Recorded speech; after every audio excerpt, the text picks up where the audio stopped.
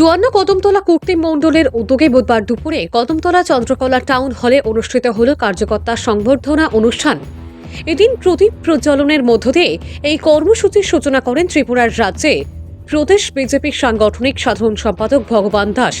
এছাড়াও উপস্থিত ছিলেন উত্তর জেলার জেলা সভাধিপতি অপর্ণা নাথ, জেলা সভাপতি কাজল দাস, কদমতলা পঞ্চায়েত সমিতির চেয়ারম্যান মিহির নাথ ও ভাইস চেয়ারম্যান বিদ্যাভূষণ দাস, কদমতলা মণ্ডল সভাপতি বিমল পুরকায়স্থ, প্রাক্তন মণ্ডল সভাপতি রাজা ধর সহ জেলা মণ্ডল এবং বুথ স্তরীয় সকল কার্যকর্তারা। এদিনের অনুষ্ঠানে নবনির্বাচিত 54 কদমতলা কর্তৃক মণ্ডল সভাপতি বিমল পুরকায়স্থ বিধানসভা এলাকার সকল স্তরের কার্যকর্তাদের সংবর্ধনা প্রদান করেন।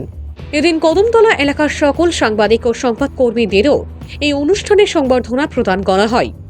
সাংবাদিকদের মধ্যে উপস্থিত ছিলেন রাহুল দাস, প্রণব চন্দ্র, ভানুময় চন্দ্র, আব্দুল হান্নান প্রমুখ। পাশাপাশি কদমতলা মণ্ডল কমিটির পক্ষ থেকে এদিন মণ্ডল সভাপতি বিমল পুরকায়স্থকেও উষ্ণ সংবর্ধনা প্রদান করা হয়। এই অনুষ্ঠানের মধ্য দিয়ে এই কর্মসূচির বিষয়ে বলতে গিয়ে সাধারণ সম্পাদক ভগবান দাস জানিয়েছেন। ভানুচন্দ্রের রিপোর্ট, আসাম প্রাইম নেটওয়ার্ক। সনে তার জন্ম হয়েছিল জনসংঘ, সেই দিন থেকেই আমাদের দল গোছানো ছিল, আজকেও দল গোছানো রয়েছে। আমাদের দলের সংবিধান অনুসারে প্রতি 3 বছর অন্তর অন্তর আমাদের কমিটিগুলোর পরিবর্তন হয়, আর 6 বছর অন্তর অন্তর আমাদের সংগঠন পর্ব হয়। তো 2024 সালের শেষের দিকে আমাদের এই সংগঠন পর্বের কাজ শুরু হয়েছে, আজকে পর্যন্ত সেটা চলছে। তো ভারতীয় জনতা পার্টি সারা দেশে যেইভাবে আমাদের মজবুত রয়েছে, ত্রিপুরা রাজ্যও কিন্তু আমাদের সংগঠন মজবুত রয়েছে, কোনো সন্দেহ সেখানে নেই। জাস্ট আমাদের যারা দুবারের মণ্ডল সভাপতি ছিলেন, আমরা সেই জায়গাতে নতুন একজনকে মণ্ডল সভাপতি করছি।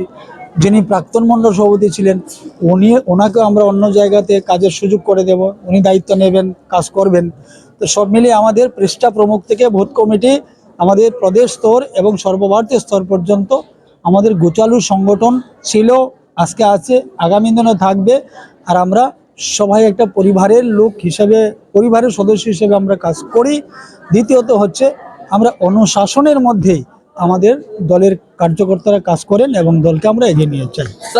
আম্বেদকরকে নিয়ে যদি কথা বলে, বাবা সাহেব ভীমরাও আম্বেদকরকে শুরুয়াত থেকে পণ্ডিত নেহরুজি থেকে শুরু করে আমি অনেকগুলা ঘটনা এখানে তুলে ধরতে পারবো যে কবার ওনাকে অপমান করেছে, কবার অপমান করেছে। শেষ পর্যন্ত উনি নেহরুজির মন্ত্রিসভা থেকে বেরিয়ে আসতে বাধ্য হয়েছিলেন। কেন বেরিয়েছিলেন? যে একজন যিনি ভারতবর্ষের এত গুরুত্বপূর্ণ একটা সংবিধান তিনি রচনা করেছেন, যে রচয়িতা ছিলেন, সেই বাবা সাহেব আম্বেদকরকে বারবার অপমান অপদস্থ করার চেষ্টা করেছিল সেই কংগ্রেস পার্টি। আজকে সেই কংগ্রেস পার্টি বাবা সাহেব আম্বেদকরকে নিয়ে কথা বলছে, সেটা শুধু এই আমি এখানে দাঁড়িয়ে নয়, সেটা গোটা দেশের মানুষ বলবে। এটা হাস্যকরের বিষয়, কারণ আজকে কংগ্রেস পার্টিটা দেউলিয়া হয়ে গিয়েছে, ভারতবর্ষের রাজনীতির মধ্যে এরা অপ্রাসঙ্গিক হয়ে গিয়েছে, যার কারণে আজকে যুবরাজ বিভিন্ন ধরনের ইস্যু নিয়ে আবুল তাবুল কথা বলছে। তো এই কারণে বলছে আমরা বাবা সাহেব আম্বেদকরকে সম্মান করি, বাবা সাহেব আম্বেদকরের জন্মদিন আমরা বুথ স্তরে সেটা আমরা পালন করি, যেটা কখনো কোনোদিন কংগ্রেস দল বা কমিউনিস্ট দলের পক্ষ থেকে করেনি। একমাত্র ভারতীয় জনতা পার্টি বাবা সাহেব ভীমরাও আম্বেদকরজির জন্মদিন আমরা পালন করে থাকি বুথ স্তর পর্যন্ত, এবং বাবা সাহেব আম্বেদকরকে আমরা সম্মান জানিয়ে কিন্তু আমরা কাজ করি। ভারতবর্ষের সংবিধানকে মান্যতা দিয়েই আমাদের মাননীয় প্রধানমন্ত্রী তথা আমাদের দল আমরা কাজ করে থাকি। সেটা প্রমাণিত হয়েছে বারবার। ভারতবর্ষের সংবিধানকে বারবার অপমান করেছে সেই কংগ্রেস দল এবং কংগ্রেস দলের যুবরাজ। আমরা দেখেছি যে গত উত্তরপ্রদেশ বিধানসভা নির্বাচনে সেই সংবিধানকে কিভাবে অপমান করেছে সেই কংগ্রেস যুবরাজ রাহুল গান্ধীজি। সুতরাং দেশের মানুষ তার বিচার করবে, দেশের মানুষ বিচারের অপেক্ষায় আছে।